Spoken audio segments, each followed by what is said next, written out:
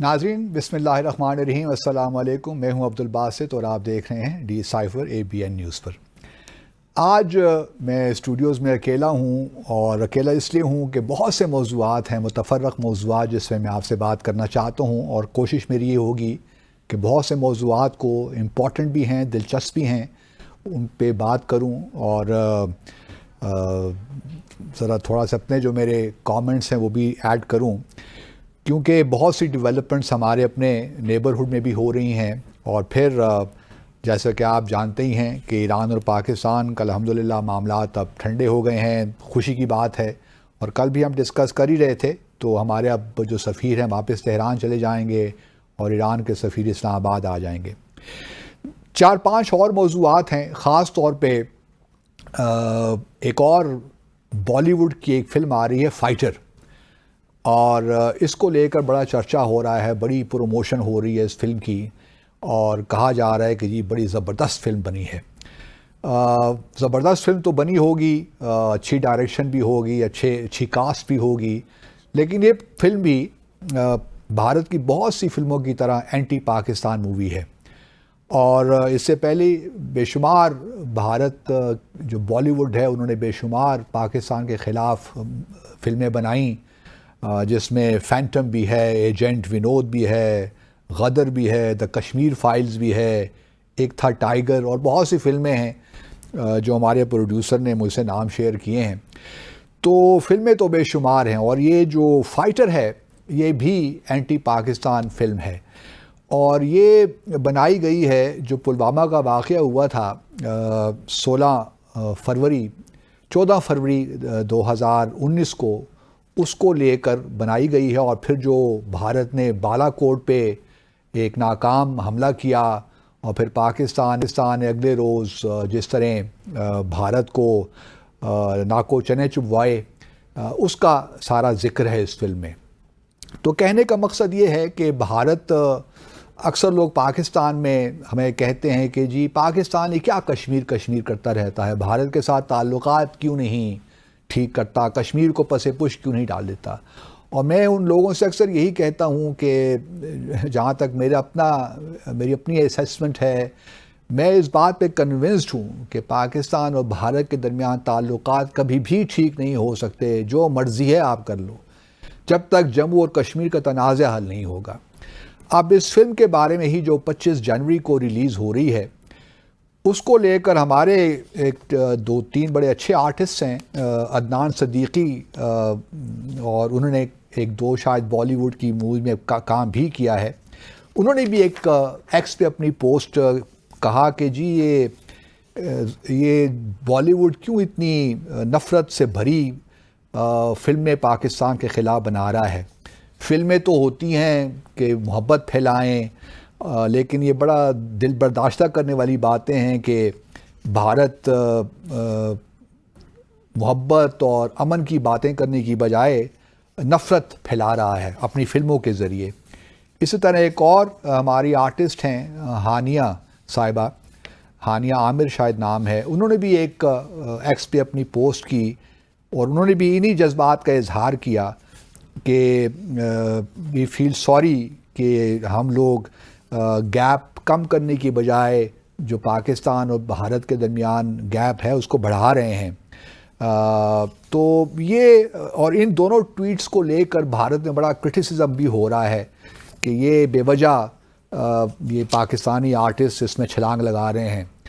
تو پاکستان میں بھی ممکن ہے، میں نے دیکھی تو نہیں، لیکن کچھ فلمیں بنی ہوں گی اینٹی بھارت، میں یہ نہیں کہتا، لیکن سوال یہی پیدا ہوتا ہے کہ بھارت میں بہت زیادہ رجحان ہے پاکستان کے خلاف فلمیں بنانے کا، اور ایک نہیں دو نہیں، آپ کو بے شمار فلمیں مل جائیں گی پاکستان کے خلاف۔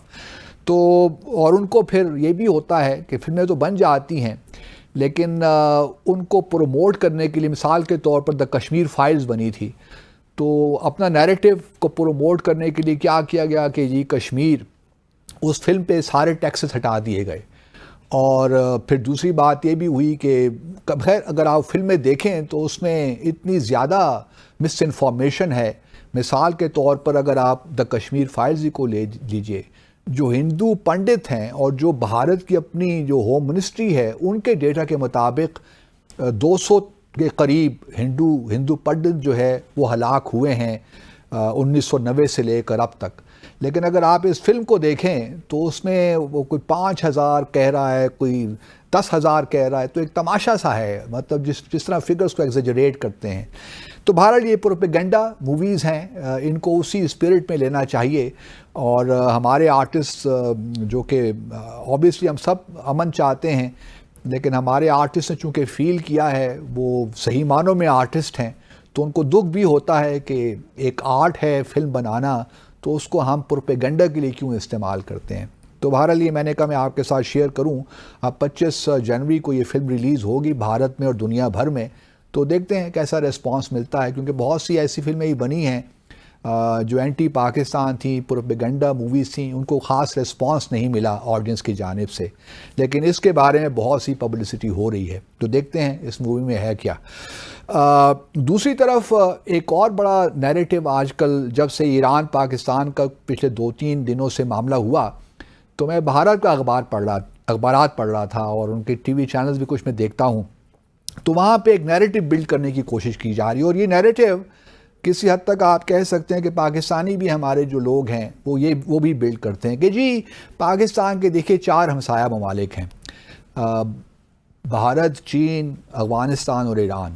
اور یہ پاکستان کی فورن پالیسی دیکھیے یا پاکستان کے حالات دیکھیے کہ 4 میں سے 3 جو ہیں ہمسایوں کے ساتھ ان کے تعلقات ٹھیک نہیں. اور پچھلے 2-3 دنوں سے یہ بات زیادہ اس پہ تبصرے بھی ہو رہے ہیں کہ پاکستان ایک بڑا پرابلمیٹک ملک ہے، اور دوسری طرف بھارت کو دیکھیے. تو میں ذرا لوگوں کو یاد دلا دوں اور اپنے بھارت کے دوستوں کو بھی یاد دلا دوں جو اس بارے میں لکھتے رہتے ہیں اور بولتے رہتے ہیں کہ جہاں تک بھارت کا تعلق ہے، آپ بھی دیکھ لیجئے آپ کے اپنا چین جو آپ کا سب سے بڑا ہمسایہ ہے، اس کے ساتھ آپ کے تعلقات کیسے ہیں. بلکہ 2020 میں تو چین نے آپ کی خوب شامت بھی کی تھی اور بہت سے بلکہ آپ کے فوجیوں کو ہلاک بھی کیا تھا. تو پٹائی بھی آپ لوگوں کو یاد ہوگی چین کی جانب سے، جو چین کے ہاتھوں آپ کی ہوئی. اس کے بعد پاکستان کے ساتھ بھی آپ کے تعلقات ٹھیک نہیں. اگر ہمارے بھارت کے ساتھ تعلق ٹھیک نہیں ہیں تو بھارت کے پاکستان کے ساتھ تعلقات ٹھیک نہیں ہیں. تو 2 جو بڑے پڑوسی ممالک ہیں ان کے ساتھ آپ کے تعلقات خراب ہیں، ہاسٹائل ہیں. پھر اگر آپ لے لیجئے مالدیوز کو، مالدیوز ایک چھوٹا سا ملک جس کی اپنی آبادی 5 لاکھ سے بھی کم ہے، اور تقریباً آپ کہہ لیجئے آرکیپیلاگو ہے، اس میں 1200 کے قریب چھوٹے چھوٹے جزیرے ہیں. اور اس میں پچھلے کئی سالوں سے بھارت کے کچھ ٹروپس وہاں موجود ہیں، تقریباً 88 کے قریب ہیں میرے خیال میں.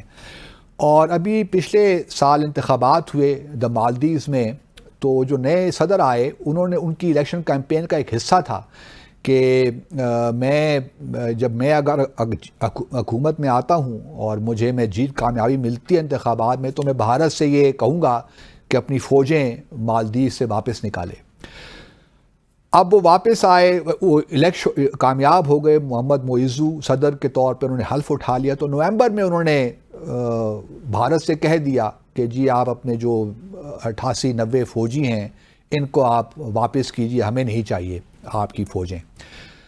اب اس کو لے کر بھارت میں بڑی پریشانی ہو گئی ہے کہ بھئی یہ کیا ہو گیا. اور پھر پچھلے دنوں جو مالدیو کے نئے صدر ہیں محمد معیزو، انہوں نے چین کا دورہ بھی کیا، اور چین کے دورے کے بعد انہوں نے کہا کہ جی ہم چھوٹا ملک ضرور ہیں، لیکن ہم کسی کو یہ اجازت نہیں دے کہ ہمیں بلی کرے، ہمیں ڈکٹیٹ کرے.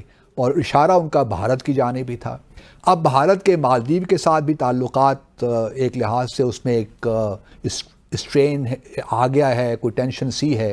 اور ابھی بھارت نے یہ ایگری نہیں کیا کہ وہ اپنی فوجیں مالدیو سے نکالے گا. اگر 15 مارچ تک نہیں نکالتے، کیونکہ 17 مارچ کو میرے خیال میں مالدیوز میں پارلیمنٹری الیکشنز ہونے جا رہے ہیں، تو محمد معیزو جو ہیں صدر مالدیوز، ان کے انٹرسٹ میں، بلکہ وہ چاہتے ہیں اپنی ایک انڈیپینڈنٹ فورن پالیسی کریں، کیونکہ بڑے عرصے تک مالدیوز جو ہے وہ بھارت کے زیر اثر رہا ہے، ان دا سینس کہ ان کی فارن پالیسی ان کے ارد گرد گھومتی رہی ہے. تو اب اگر وہ اپنی آزاد فارن پالیسی کرنا چاہتے ہیں تو کسی کو اس سے اختلاف نہیں ہونا چاہیے. تو لیٹس ہوپ کہ مالدیو سے بھارت کے فوجی نکل جائیں گے. لیکن میں سوال یہی کرنا چاہتا ہوں کہ جہاں بھارت کے لوگ یہ کہتے ہیں کہ پاکستان کے تعلقات ٹھیک نہیں ہیں اپنے ہمسایوں کے ساتھ، تو پہلے اپنے گریبان میں تو جھانکیے. چین کے ساتھ آپ کے تعلقات خراب، پاکستان کے ساتھ آپ کے تعلقات خراب، مالدیو کے ساتھ آپ کے ایشو، نیپال کے ساتھ آپ کے ایشوز، بہت سے ایشوز ہیں نیپال کے جو کہ ہم ڈسپیوٹس ہیں، باؤنڈری ڈسپیوٹس ہیں، بارڈر ایشوز ہیں. پھر جو ہندو کمیونٹی وہاں پہ خاص ایک ٹرائب ہے نیپال میں، سرحد کے ان کے بارڈر کے پاس، ان کے ایشوز بے شمار چل رہے ہیں. کالا پانی کا جو علاقہ ہے اس کے حوالے سے بہت سے ایشوز ہیں. تو نیپال کے ساتھ پرابلم، حالانکہ نیپال جو ہے وہ بھی ہندو اسٹیٹ ہے، لیکن پرابلمز ان کے ساتھ بھی آپ کے ہیں. پھر میانمار کے حوالے سے بھارت نے وہاں پہ بھی ملٹری انکرشنز کی اور ان کے ساتھ بھی کچھ ایشوز چل رہے ہیں. پھر بھوٹان جو ایک سار کا ممبر بھی ہے نیپال کی طرح اور مالدیوز کی طرح، لیکن بھوٹان کو بھی آپ دیکھ لیے تو بھوٹان کو تو جو بھارت ہے اپنا سیٹلائٹ کنٹری کے طور پہ ٹریٹ کرتا ہے. اور میں چونکہ مجھے اتفاق ہوا ہے بھوٹان جانے کا، اور وہاں دیکھیے تو وہاں پہ صرف 2-3 مشنز ہی ہیں، اور ہمارا بھی کوئی وہاں پہ ریزیڈنٹ ڈپلومیٹک مشن نہیں ہے. ہمارا جو اس وقت ہائی کمیشن ہے ڈھاکہ میں وہ کنکرنٹ ایگریٹیشن ہے اس کی بھوٹان کی، تو وہاں سے دیکھتا ہے معاملات کو. تو بھارت بھوٹان کو اجازت بھی نہیں دے رہا کہ وہ چین کے ساتھ اپنے سفارتی تعلقات قائم کرے. لیکن اب بھوٹان بھی تھوڑا اپنے آپ کو ایگزرٹ کر رہا ہے، اور کچھ اطلاعات ہیں کہ انہوں نے چین کے ساتھ کچھ ایسا معاملات، کچھ نیگوسیشنز ہو رہی ہیں کہ سفارتی تعلقات قائم ہو جائیں. تو اس سے یہ ثابت ہوا کہ اصل میں جو بھارت ہے وہ اپنے ہمسایوں کو بلی کرنا چاہتا ہے. وہ یہ چاہتا ہے کہ ہمسایوں کے ساتھ جو تعلقات ہیں وہ ان کی ٹرمز پہ ہوں. پاکستان کے ساتھ بھی اگر تعلقات ہم نے قائم کرنے ہیں تو ان کی ٹرم سے ہو، اور ٹرم یہ ہے کہ آپ جی جموں اور کشمیر تنازع کو بھول جائیں، تو تب ہم آپ سے بات چیت کر سکتے ہیں. تو اب یہ اصل کہانی یہ ہے. اور پاکستانی بھی جو لوگ یہ کہتے رہتے، میں یہ نہیں کہتا کہ ہمارے تعلقات ٹھیک نہیں ہونے چاہیے. افغانستان کے ساتھ مجھے ذاتی طور پہ کوئی وجہ نظر نہیں آتی کہ کیوں ہمارے تعلقات میں اتنی پریشانی ہوئی. ہم اس کو بہتر طریقے سے کنڈکٹ کر سکتے تھے. ہمارے پاس 15 اگست 2021 کے بعد اچھی اپرچونٹی ایک آئی تھی، جس کو اگر ہم صحیح طریقے سے ہینڈل کرتے تو آج جس نہج پہ ہمارے تعلقات ہیں شاید نہ ہوتے، آج حالات بہتر ہوتے. تو ہماری بھی کچھ کمزوریاں ہیں، لیکن یہ ایک فیز ہے، یہ گزر جائے گا. اس میں کوئی ایسی بات نہیں ہے. لیکن جہاں تک ہمارے تعلقات ایران کے ساتھ ہیں، یہ بھی 1-2-3 دن کا ایک مشکل فیز آیا، لیکن نکل گیا، کیونکہ دونوں ممالک نے یہ ریئلائز کیا کہ وہی اس قسم کی جو کشیدگی ہے وہ ہمارے باہمی اس میں مفاد میں نہیں ہے. تو اس سے بہتر ہے کہ ہم ڈائلاگ کے ذریعے جو بھی ہمارے پرابلمز ہیں ان کو ہم مذاکرات کے ذریعے، بات چیت کے ذریعے ہی حل کریں. تو یہ بھی اچھی خوشائند بات ہے. ویسے ہمارا اور کوئی ایسا ایشو نہیں ہے ایران کے ساتھ جس طرح بھارت میں اس کو پیش کیا جاتا ہے. اور میں تو یہی سجیسٹ کروں گا بھارت کے لوگوں کو کہ پہلے اپنے اندر جھانک کے دیکھیں کہ کس طرح ریجن میں ان کے حالات خراب ہیں. اور پھر یہ بھی دیکھیے کہ بنگلہ دیش میں بھی ایک حالات سے جو بنگلہ دیشی ہیں وہ بڑی اینٹی انڈیا ہو چکے ہیں. گو کہ شیخ حسینہ کو وہ دوبارہ وہ الیکٹ ہو کے آ گئی ہیں، اور بھارت جو بنگلہ دیش نیشنلسٹ پارٹی ہے انہوں نے بائیکاٹ کیا ہے اپنا اس بار جو انتخابات ہوئے ہیں. اور بنگلہ دیش جو عوامی لیگ ہے ان کو دوبارہ وہ آ گئی ہیں حسینہ شیخ واجد، اور یہ 5ویں مرتبہ ہے کہ وہ وزیر اعظم بنے گی. تو اگر وہ شیخ حسینہ نہ ہو تو پھر آپ دیکھیے کہ بھارت اور بنگلہ دیش کے تعلقات کہاں جاتے ہیں. تو اصل پرابلم اس ریجن میں جو ہے وہ ایکچولی بھارت ہے، اور بھارت کو تھوڑا اس بارے میں ریفلیکٹ کرنا چاہیے. اور کیونکہ اب بھارت میں انتخابات ہونے بھی جا رہے ہیں اپریل مئی کے مہینے میں، اور ہمارے ہاں بھی اب 8 فروری کو انتخابات ہوں گے، اور دونوں اسلام آباد میں اور نیو دہلی میں نئی حکومتیں آئیں گی. تو لوگوں کا خیال ہے کہ ایک تھوڑی بہت گنجائش ہوگی کہ جو اس وقت ڈیڈ لاک ہے جو 5 اگست 2019 سے ہے اس کو توڑا جائے. اب یہ گریڈ لاک کس طرح توڑا جائے گا یہ امپورٹنٹ ہے. کچھ لوگوں کا کہنا یہ بھی ہے کہ اگر نواز شریف صاحب کی حکومت بن جاتی ہے تو شاید امکانات زیادہ ہو جائیں گے پاکستان بھارت کے درمیان تعلقات کی بحالی کے. یہ ٹھیک ہے اور میں بھی اس رائے سے اتفاق کرتا ہوں کیونکہ نواز شریف صاحب کا اپنے ایک ایکویشن ہے پرائم منسٹر مودی کے ساتھ, اور پھر یہ بھی ہے کہ وہ ایک لحاظ سے انہوں نے اپنے جب وہ واپس آئے تھے لنڈن سے تو انہوں نے کچھ جو پریس کانفرنس تھی اس میں یہ کہا تھا کہ ہمیں آگے بڑھنا چاہیے اور ٹریڈ پہ فوکس کرنا چاہیے. تو ان کا اس کا مطلب یہی ہے کہ کشمیر کو پسے پش ڈال کر آگے بڑھنا چاہیے. اب یہ کس حد تک ممکن ہے وی ول سی, لیکن یہ ایک امپورٹنٹ ایلیمنٹ ہے اور چونکہ ابھی ہم تھوڑا سا جب الیکشن ہو جائیں گے تو اس کے بعد پھر دیکھیں گے کس طرح حالات آگے چلتے ہیں, لیکن ایک پاسبلٹی ضرور ہے. اب وہ کس طرح اس کو ہم یوٹیلائز کرتے ہیں دیٹ وی ول سی, اور یہ ایک امپورٹنٹ جو ہے ایسپیکٹ ہوگا اگلے آنے والے مہینوں میں کہ کس طرح ہم اس امپاس جو ہے ڈیڈ لاک جو ہے اس کو توڑیں. اچھا, ایک اور معاملہ بھی ہے جو کہ ڈسکس ہو رہا ہے اور وہ ہے رام مندر کی انوگریشن ہونے جا رہی ہے 22 جنوری کو, یعنی کہ 2 دن بعد. اور یہ بڑا اہم ایک لحاظ سے آپ کہہ سکتے ہیں کہ اوکیزن ہے. وہ اس لیے اہم ہے کہ آپ کو یاد ہوگا کہ 6 دسمبر 1952 کو ایک 1992 میں وشوا ہندو پریشاد اور RSS کے جو ایکسٹریمسٹ ہندو ہیں انہوں نے یلغار کی اور بابری مسجد جو 1628 میں شاید بنی اس پہ یلغار کی اور اس مسجد کو شہید کر دیا.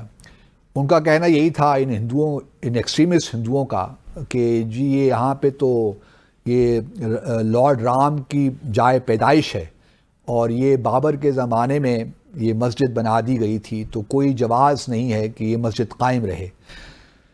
اب یہ انوگریشن ہو رہی ہے اور یہ معاملہ سپریم کورٹ میں بھی گیا تھا. سپریم کورٹ نے بھارت کی فیصلہ دے دیا کہ جی ٹھیک ہے یہ بالکل ادھر مندر بننا چاہیے. اور پھر یہ جو مندر ہے اس کو بتاتا میں چلوں آپ کو کہ اس پہ تقریباً $220 ملین کا خرچہ ہوا ہے اس مندر کو تعمیر کرنے میں. تو بھارت کی سپریم کورٹ نے کہا کہ جی یہاں پہ اب مسجد کی جگہ کوئی نہیں ہے, تو ان کو تقریباً 20 کلومیٹر دور ایک چھوٹی سی جگہ دی ہے جہاں پہ ایک محمد بن عبداللہ صلی اللہ علیہ وسلم ایک مسجد بننے جا رہی ہے.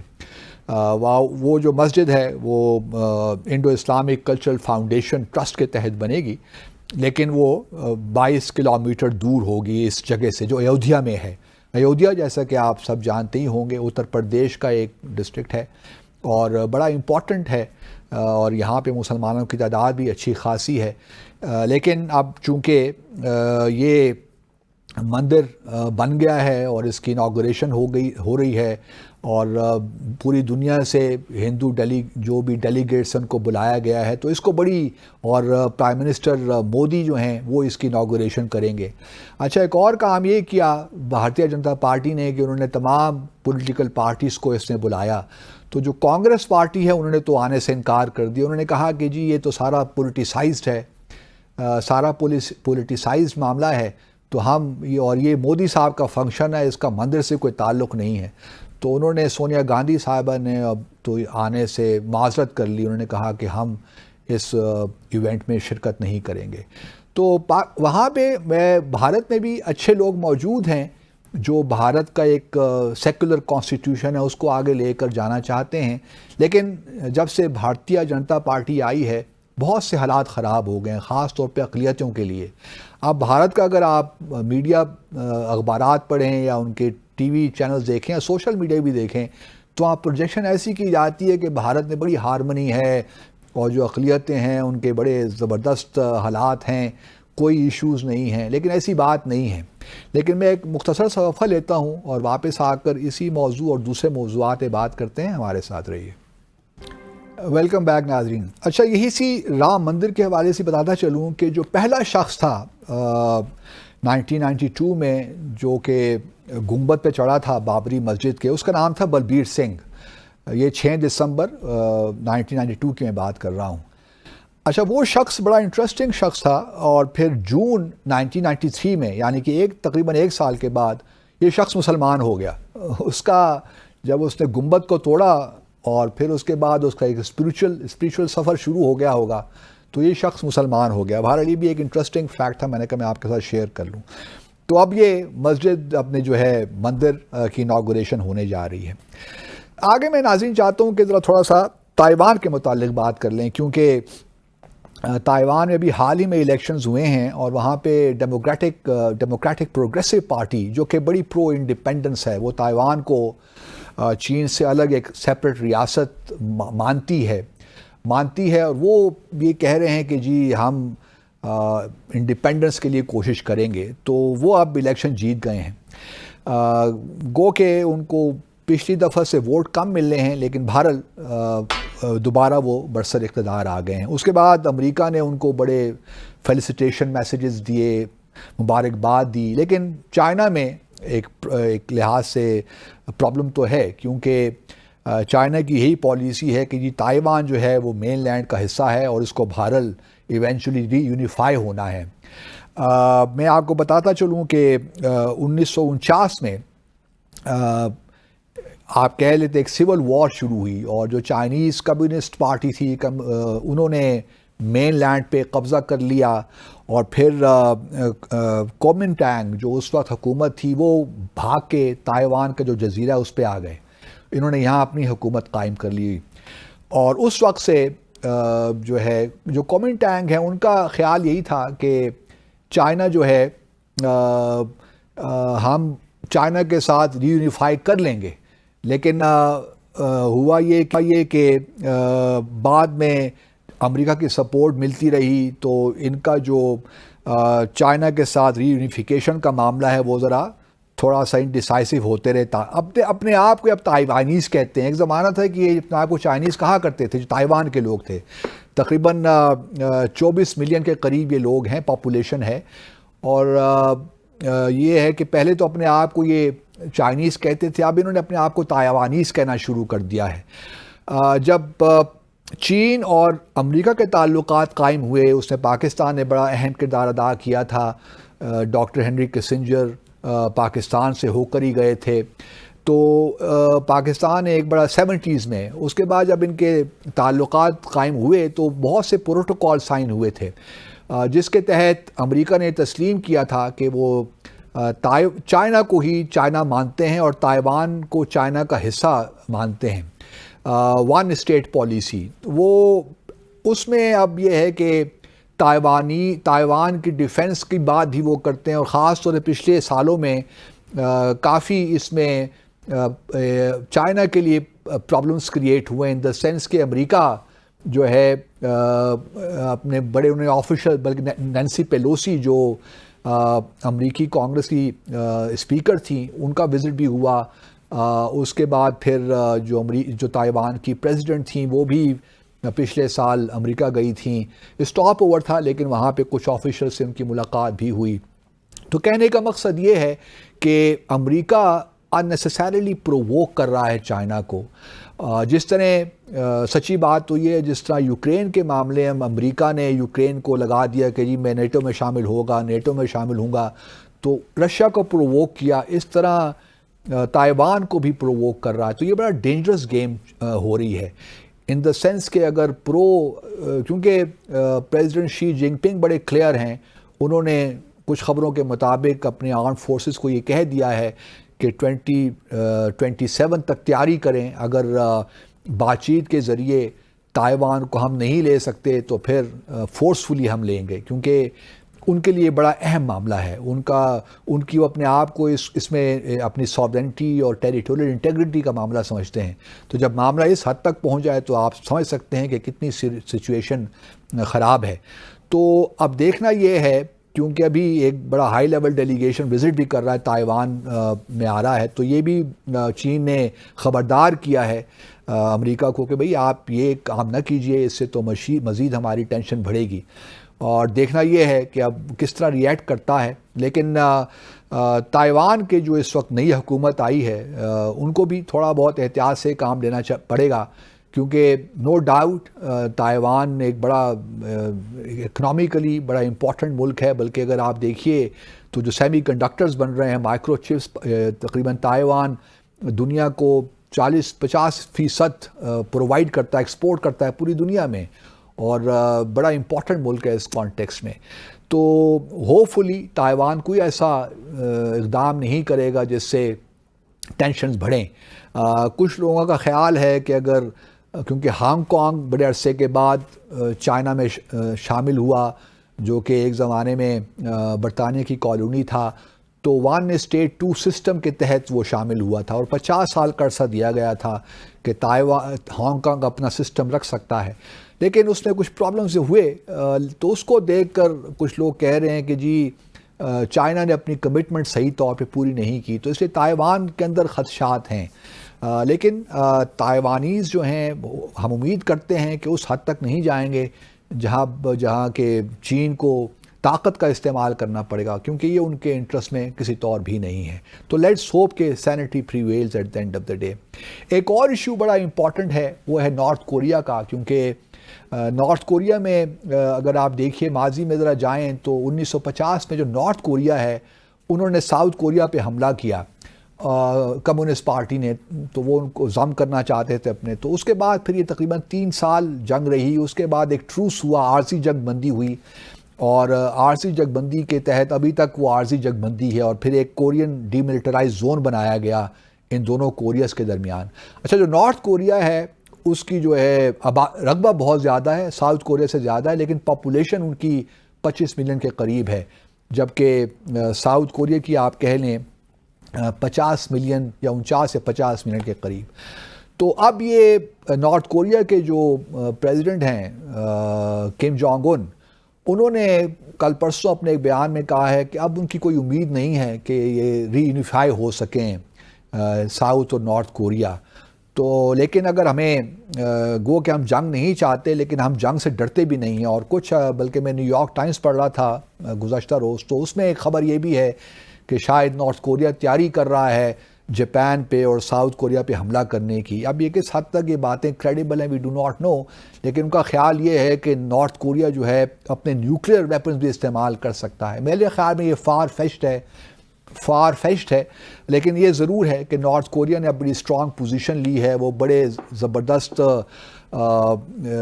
ملٹری ٹیکنالوجی ہے، اسے بڑا کام بھی کر رہے ہیں، اور ballistic intercontinental ballistic missile بنا لیے ہیں، نیوکلیئر ویپنز بھی ان کے پاس ہیں. تو جو نیبرہڈ ہے ان کو خطرہ تو لاحق ہے.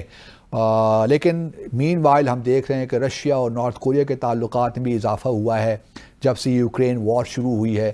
تو interesting developments are taking place, not only interesting but worrying developments are taking place. تو ہم یہاں پہ مختصر سا وقفہ لیتے ہیں ناظرین. واپس آ کر ذرا میں چاہوں گا کہ پاکستان میں اس وقت چونکہ الیکشنز کی گہمہ گہمی ہے، تو جو مینیفیسٹوز ہیں مختلف پولیٹیکل پارٹیز میں، ان پہ ذرا مختصر میں آپ سے بات کروں. ہمارے ساتھ رہیے. ناظرین ویلکم بیک.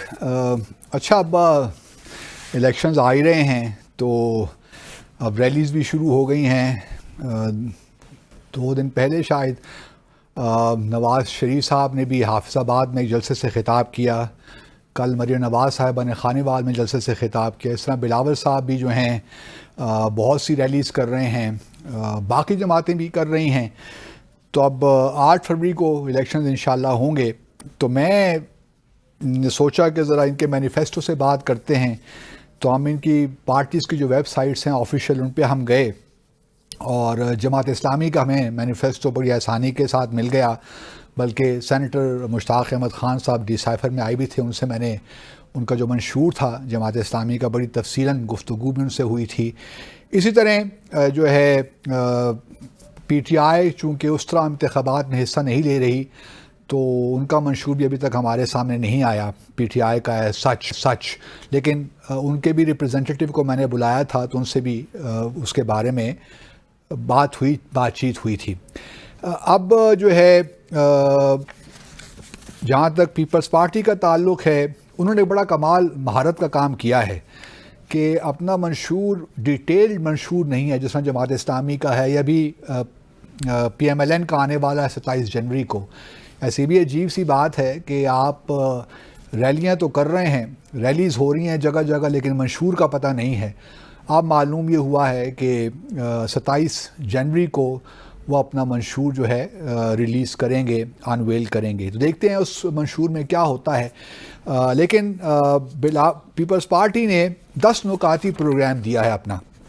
اب اس 10 نکاتی پروگرام میں منشور کو میرا آپ سب کو مشورہ یہی ہے، جتنے بھی پاکستانی ہم لوگ ہیں، ووٹرز ہیں، کہ منشور ضرور پڑھیں۔ جماعت اسلامی کا مثال کے طور پر جو منشور ہے 17 صفحوں کا ہے، اسی طرح جمعیت العلماء اسلام کا منشور تقریباً 10-11 صفحوں کا ہے، پی ایم ایل این کا چونکہ آنا ہے اور وہ بھی مجھے لگتا ہے کہ تفصیلاً بہت ڈیٹیلڈ منشور ہوگا۔ منشور ضرور پڑھیں تمام پارٹیوں کے، تاکہ آپ کو اندازہ ہو کہ پارٹیاں کرنا کیا چاہتی ہیں، ان کے کیا آبجیکٹیوز ہوں گے اگلے 5 سال میں۔ ہمارا مسئلہ یہ ہے کہ ہم اتنے تقسیم در تقسیم ہیں مختلف وجوہات کی بنا پہ کہ ہم جو ووٹ بھی دیتے ہیں تو سوچ سمجھ کر نہیں دیتے، اور پھر ہم 5 سال تک روتے رہتے ہیں کہ یہ کون سے لوگ آ گئے ہمارے اوپر، کنہوں نے کیا کر رہے ہیں، مہنگائی ہو گئی ہے، یہ ہو گیا وہ ہو گیا ہے۔ تو منشور پڑھیں اور پھر خود فیصلہ کریں اور سوچ سمجھ کر فیصلہ کریں، کیونکہ اگلے 5 سال جو بھی حکومت آئے گی یا تو پاکستان کو اوپر لے کر جائے گی یا مزید ہمارے لیے پرابلمس کریٹ ہوں گے، تو اس لیے منشور ضرور پڑھیں۔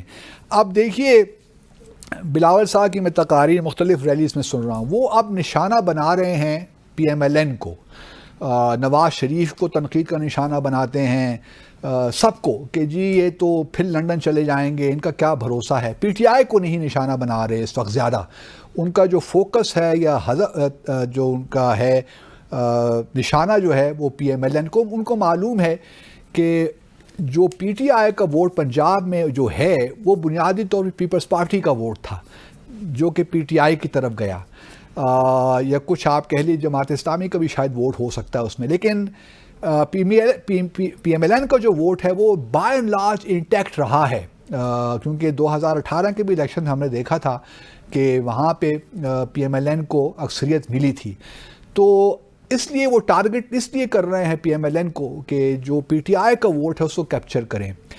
اب ان میں دیکھیے میں حیران ہوتا ہوں کہ اس جو 10 نکاتی پروگرام ہے اس میں وہ ایک تو بے نظیر انکم سپورٹ پروگرام کی بات کی ہے، پھر انہوں نے کسان کارڈ کی بات کی ہے، مزدور کارڈ کی بات کی ہے، یوتھ کارڈ کی بات کی ہے، بھوک مٹاؤ پروگرام، دوگنی تنخواہ، معیاری تعلیم، معیاری صحت کی سہولیت، غریبوں کے لیے 30 لاکھ گھر۔ اب یہ وہ سارے دعوے ہیں جن کی اگر آپ زمینی حقائق دیکھیں تو کوئی اس میں ربط نہیں ہے۔ ہمیں تو یہ بتائیے کہ کس طرح یہ حاصل کریں گے آپ یہ اہداف، کوئی آپ کے پاس پلان آف ایکشن بھی ہے؟ مثال کے طور پر بلاول بھٹو صاحب بڑی آسانی سے کہہ دیتے ہیں کہ جی شہباز صاحب کی حکومت نے یہ کیا۔ بھائی شہباز جو پی ڈی ایم کی حکومت تھی اس میں تو آپ بھی اس کا حصہ تھے، آپ بحیثیت وزیر خارجہ، یہ دوسرے منسٹرز آپ کے تھے، کیا کیا انہوں نے؟ ہمیں بتائے تو صحیح نہ ذرا اپنی آپ ہمیں کارکردگی بتائیے۔ اب کیا فائدہ کہ آپ حکومت کے مذہبی لے لیے اور آپ تنقید بھی کر رہے ہیں۔ ان ساری پارٹیوں کا معاملہ یہی ہے کہ وہ جو ہیں بڑے بڑے دعوے تو کریں گے لیکن جب حکومت میں آتے ہیں تو کوئی ان کے پاس پلان آف ایکشن نہیں ہوتا۔ یہی حال پی ٹی آئی کا بھی تھا۔ سچی بات تو یہی ہے کہ 2018 میں ہمیں کہا گیا اس سے پہلے کہ جی ہمارے پاس بڑے منصوبے ہیں اور یہ ہے وہ ہے، پھر ہم نے دیکھا کس طرح انہوں نے 3-4 مرتبہ تو فائنانس منسٹر تبدیل کر دیا، 6-7 مرتبہ ایف بی آر کا چیئرمین تبدیل کر دیا، تو کیا کیا نہیں ہوا، کوئی پلان آف ایکشن نہیں تھا۔ اس وجہ سے میری ان سب سے گزارش یہ ہے کہ خدا را اپنا کوئی پلان بنائیے۔ آپ کے پاس تو تھنک ٹینکس بھی نہیں ہیں جو آپ کو کوئی پلان بنا کے بھی دیں، تو جب آپ حکومت میں آتے ہیں پھر آپ کو پتہ نہیں چلتا کہ ہم نے کرنا کیا ہے۔ اگر آپ نے اگلے 5 سال حکومت کرنی ہے پاکستان میں تو خدا را کچھ پلان بنا کے آئیے. میں سمجھ سکتا ہوں کہ جب آپ حکومت کے باہر ہوتے ہیں تو آپ کے پاس وہ پوری انفارمیشن آپ کے پاس نہیں ہوتی کہ آپ صحیح معنوں میں کچھ پلان بنا سکیں. جب حکومت میں آتے ہیں تب آپ کو پتہ چلتا ہے کہ اصل حقائق کیا ہیں. لیکن آپ سب لوگ حکومتوں میں رہے ہیں. اب اگر پی ایم ایل این کہے کہ ان کو حالات کا علم نہیں ہے، کیونکہ ابھی تو آپ نے حکومت چھوڑی ہے کچھ عرصہ پہلے، تو آپ کو کس طرح حالات کا علم نہیں ہے؟ پیپلز پارٹی کے لوگ بھی اسی حکومت میں شامل تھے، آپ کو کس طرح حالات کا علم نہیں ہے؟ تو میں یہ ماننے کو تیار بھی نہیں ہوں. لیکن چلیے آپ کو پھر بھی تھوڑا مارجن دے دیتے ہیں. تو کوشش یہ ہونی چاہیے کہ آپ جو ہیں پلان کے ساتھ کچھ آئیے. کوئی آپ کے پاس کوئی اسٹریٹجی ہونی چاہیے کہ جو پاکستان کے معاشی حالات ہیں ہم نے ان کو کس طرح اس سے نکالنا ہے، جو پرابلمز ہیں ہمارے، جو خارجہ امور کے مسائل ہیں، اس پاکستان کو کس طرح ہم آگے لے کر چلیں گے. لیکن یہاں پہ خیر پیپلز پارٹی نے تو بڑا زبردست کام کیا ہے کہ بس صرف پوائنٹرز ہمیں دے دیے ہیں اور پوائنٹرز میں کوئی تفصیلات نہیں ہیں، اور انہوں نے کوئی خارجہ پالیسی بھی کوئی بات نہیں کی، گو کہ بلاول زرداری صاحب ہمارے وزیر خارجہ بھی رہیں. اسی طرح جو جمعیت علماء اسلام کا فضل الرحمان گروپ کا جو ہے مینیفیسٹو، وہی پوائنٹرز ہی ہیں. اور میں بڑا ایک حیران بھی ہوتا ہوں کہ ابھی تک ہماری پارٹیاں، خاص طور پہ اسلامی جو پارٹیاں ہیں، جو دینی اسلامی سیاسی دینی پارٹیاں کہہ لیں، یہ ابھی تک ان معاملات سے نہیں نکلیں کہ آیا چھٹی کا دن جمعے کے روز ہونا چاہیے، تعطیل جو ہفتہ وار ہوتی ہے، یا اتوار ہفتہ اتوار کو ہونا چاہیے. ابھی بھی ان کے منشور آپ دیکھیے تو اس میں یہ کہا گیا ہے، جماعت اسلامی کے منشور میں بھی اور جمعیت علماء اسلام فضل الرحمان ایف جو ہے ان کے بھی منشور میں یہی کہا گیا ہے کہ جی اگر ہم حکومت میں آ گئے تو جو ہفتہ وار تعطیل ہے وہ جمعے کے روز ہوا کرے گی. ہم بھی کیا ملک ہیں ناظرین کہ 75-76 سال ہو گئے ہیں ہمیں بنے ہوئے، اور ابھی تک ہم اس بحث سے پڑے ہیں کہ ہمیں چھٹی کس دن. اور حالانکہ پہلی بار بھی نہیں ہے، اس سے پہلے بھی ہم یہ سب تجربات کر چکے ہیں. یہ نہیں ہے کہ یہ کوئی پہلی دفعہ ہوگا کہ جمعے کے دن تعطیل ہو جائے گی. اس سے پہلے بھی یہ تجربات ہوتے رہے، بھٹو صاحب کے زمانے میں بھی ہوئے، پھر شاید مشرف صاحب کے زمانے میں مجھے یاد نہیں پڑ رہا، لیکن پہلے یہ تجربات ہوتے رہے ہیں.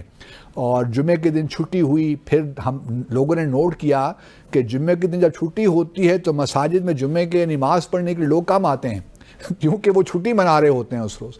تو بہتر یہی ہے کہ اس کو ہم دوبارہ ہفتہ، پھر یہ بھی ایک مسئلہ چلتا ہے کہ ہفتے میں ایک چھٹی ہو یا 2 دن چھٹی ہو. کبھی ہم ہفتہ اتوار کو ملا دیتے ہیں. ایک تماشا ہے، کنفیوژن ہے.